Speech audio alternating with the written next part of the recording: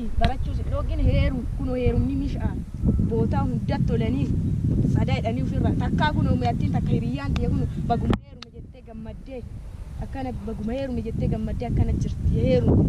barumsa kiyya malee barumsa kiyya orgaanga'u malee hin heerumu haadhatiyya ammuna dhiisa daaddattillee dubbii kana himi daaddallee amma lakkoofsaa namarraa fudhadhee anuu hin himi kana dhiisa daaddaan isiinsan muqaraa daaddaan haa heerumtu jedhaara barumsi homaayyuu keessa siin jiru heerum mucatti namni heerume ka heeruminu kun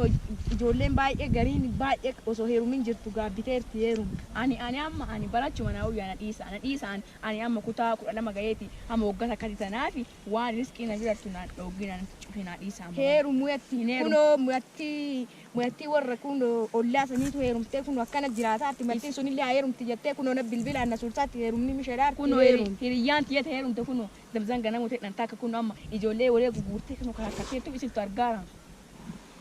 amme baabbatee kana keessa heerumni mishaa heerumni muyatti waan jedhan digi heerum guyyaa urmii hiyalleen geenne guyyaa duwwaa urmii bakka sigaa waggaa kanaan booda isa urmii ajaar waggaa 30 bakka heerum dhiisa barumsa kiyya urgeen ga'u wayyaa ani heerum bakka heerum isin taa kenna amantala kun intana kenna jaaladheera dhiisitati kuno muyattiin didaa jirti maal goonaree kuno maal godhaa barumsi yoo guddattee umrii haadhaabtuu mirga ofii haa eeggattu